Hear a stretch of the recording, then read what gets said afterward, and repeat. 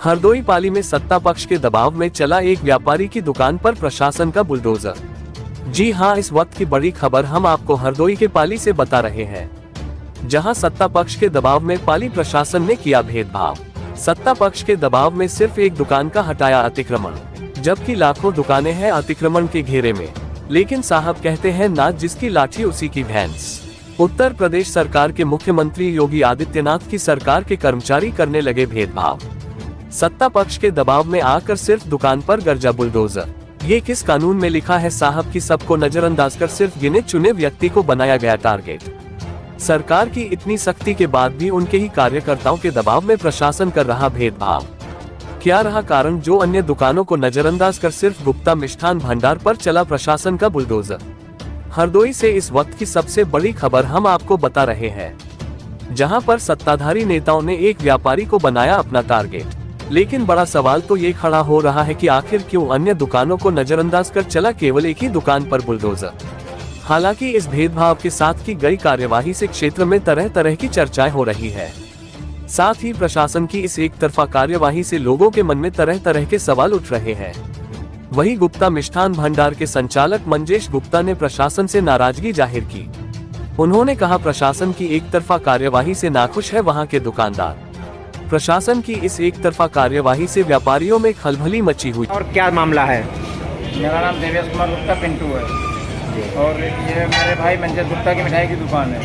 मेरी दुकान को अक्सर बहुत से अराजक तत्व टाइप के लोग हमेशा टारगेट करने की कोशिश करते रहते हैं, जिसमें अभी कुछ दिन पूर्व हमारे भाई पे जानलेवा हमला हुआ था और जिसकी 308 धारा में चार्जशीट कोर्ट जा चुकी है। और उसका सुलह समझौता दबाव बनाने के लिए हमको एक टारगेट किया गया और दीपावली में हमारी मिठाई की दुकान को त्यौहार के टाइम पे अस्त व्यस्त करने के लिए तरह तरह की शिकायतें डाली गई, जिसे अधिकारियों ने आके सुना देखा तो कुछ ऐसा नहीं पाया जिसमें वो हमारे खिलाफ कुछ कार्रवाई कर पाते।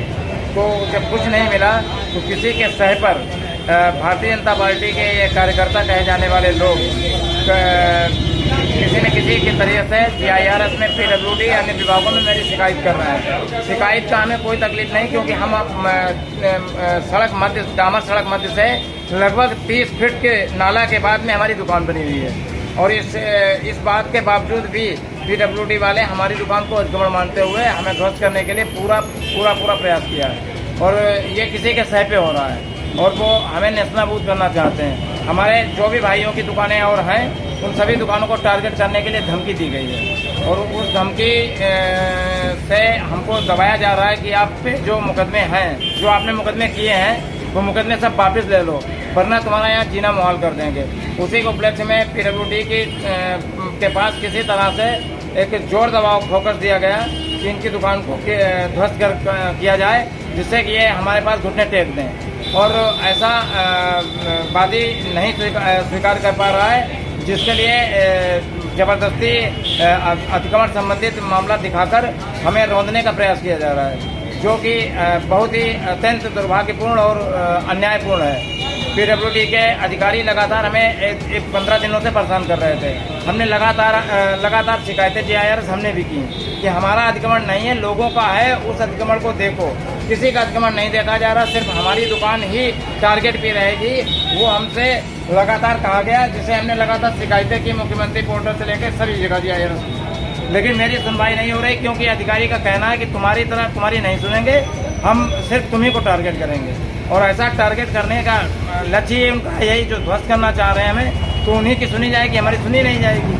हमें दिखता है अगर ऐसा रहा तो हमें विधानसभा सवाजपुर छोड़नी पड़ेगी, क्योंकि जिस जगह पे हम वैश्य समाज के लोग रह रहे हैं बहुत कम संख्या है हमारी लोगों की और हमारी सुरक्षा बहुत ही मुश्किल होती जा रही है। आपके अलावा किसी और की दुकान में हटाई है? हमारे अलावा इस क्षेत्र निजामपुर पुलिया से लेकर बैरियर चौराहे तक इतना भयंकर अतिक्रमण है, संपूर्ण पक्का अतिक्रमण है, लेकिन किसी की दुकान को टारगेट नहीं किया गया और हमारी दुकान को टारगेट करके हमारी दुकान को गिराया गया। बुलडोजर की प्रक्रिया आज सुप्रीम कोर्ट ने 10:30 बजे जो निर्णय दे दिया था, उसकी वजह से बुलडोजर लाकर उन्होंने चौराहे के पीछे रोक दिया है, वरना बुलडोजर से ही गिराने की उनकी पूरी योजना थी। अगर वो बुलडोजर योजना आज अगर होती तो आप लोगों के टीवी लाइव पे सब पे जाहिर हो जाती, लेकिन वो सुप्रीम कोर्ट का ऑर्डर देख के और उसमें डर गए ये अधिकारी, तो इन्होंने उसको न देकर हमें आतंकित करके किसी तरह से पुलिस बल से ये गिरवाने का प्रयास किया। एक तरफा कार्रवाई की गई है। सिर्फ एक तरफा कार्रवाई की गई और मेरी दुकान को टारगेट किया गया, जो ये पूरे नगर में मखौल का माहौल पैदा हो गया कि उसकी दुकान को अकेले हटाया गया। और ये सब भारतीय जनता पार्टी के वो कार्यकर्तागण कर रहे हैं जो योगी जी के उस वाकया को झुठलाने पे लगे हुए हैं कि कटोगे तो बटोगे तो कटोगे।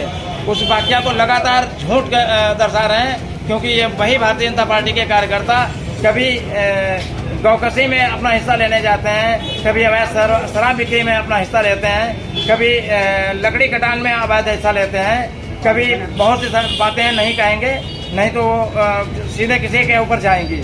लेकिन ये सच, बिल्कुल सच बोल रहा हूँ, चाहे इसके लिए मुझे कितना भी बड़ी सजा भुगतनी पड़े, मैं पीछे नहीं हटूंगा। और मेरे साथ जो ये घृणित कार्य हुआ है, मेरी दुकान को टारगेट किया गया है, इसके पीछे वाकई सहती मैं प्रूफ के साथ अभी IBC चैनल 24 लाइव पे मैं अपनी बात जारी कर चुका हूँ। और ये सब जारी होने के बाद मैं मुख्यमंत्री से मिलने के लिए सपरिवार जाने के लिए बात हूँ।